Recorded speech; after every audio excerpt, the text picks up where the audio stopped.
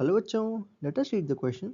Question can an ideal gas undergoes four different processes from the same initial state as shown in the figure.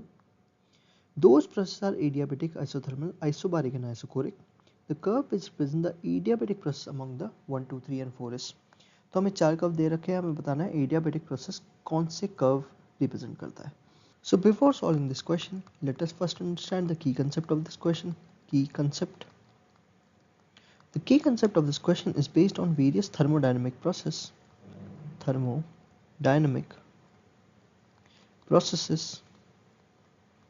So now let us solve this question. पहले हम graph को देख लेते हैं एक करके. पहला फर्स्ट ग्राफ देखते हैं. फर्स्ट ग्राफ में हम देख रहे हैं कि वॉल्यूम जो है वो कांस्टेंट है, क्योंकि जो ग्राफ है उसमें वॉल्यूम चेंज नहीं हो रही है, तो वॉल्यूम इज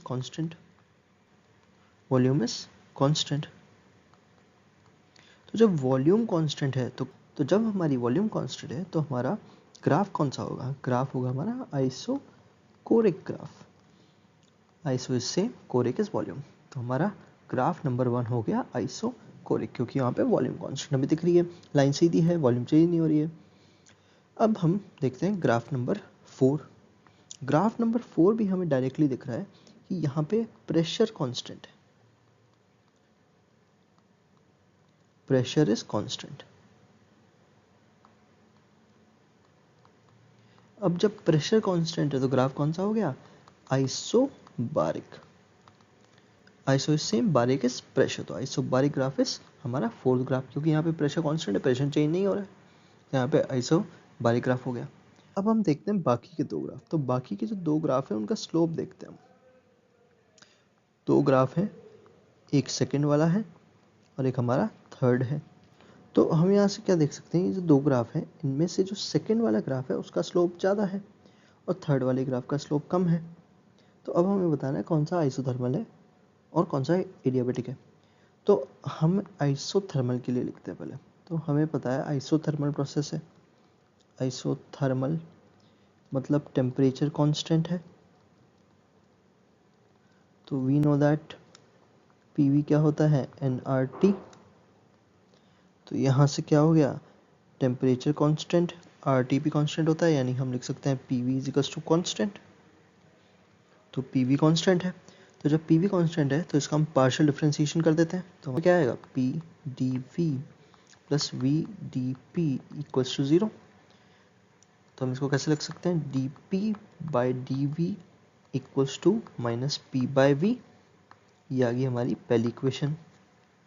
तो स्लोप क्या आ गया हमारा? D P by D V आ गया, जिसकी वैल्यू क्या होगी? Minus P by V. अब हम देखते हैं एडियाबेटिक.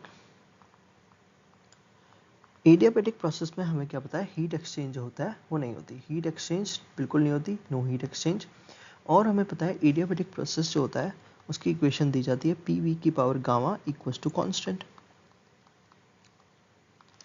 अब हम इसका भी पार्शियल डिफरेंशिएशन कर देंगे. तो पार्शियल डिफरेंशिएशन करेंगे तो इसका आएगा P gamma V gamma minus 1 D V plus V gamma D P equals to 0. क्या लिख सकते हैं? तो D P by D V equals to minus gamma P by V. ये हो गया हमारी सेकेंड इक्वेशन.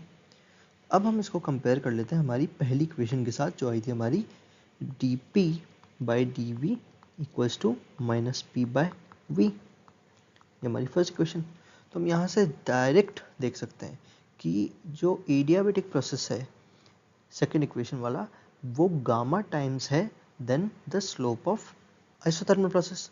तो गामा टाइम्स स्लोप हो गया आइसोथर्मल प्रोसेस का. तो इसका मतलब क्या हो गया? जो हमने सेकेंड ग्राफ देखा था, सेकेंड ग्राफ का जो स्लोप है वो हमें पता है क्या है? मोर है. तो मोर स्लोप है. तो मोर स्लोप किस में आता है? एडियाबेटिक और आइसोथर्मल कंपैरिजन में एडियाबेटिक में. तो ग्राफ 2 इज एडियाबेटिक. और हमने देखा कि जो थर्ड ग्राफ है उसका स्लोप जो है as compare to third graph जो है उसका स्लोप जो है वो कम है, लेस है as compare to second graph. तो वो कौन सा प्रोसेस हो गया? हमारा आइसोथर्मल. तो हमें ये पता चल गया कि हमारा second graph is adiabatic graph. क्योंकि एडियाबेटिक ग्राफ का जो स्लोप आता है, slope which is given by dp by dv, क्योंकि स्लोप क्या होता है tan थीटा, वो क्या है गामा टाइम्स है, गामा टाइम्स ऑफ आइसोथर्मल है। तो गामा टाइम्स ऑफ आइसोथर्मल होगा, तो यानी जो स्लोप होगा उसका वो ज़्यादा होगा, तो correct answer is adiabatic. So the correct answer is option C, which is graph 2 is the adiabatic graph. Hope you understood it well. Best of luck.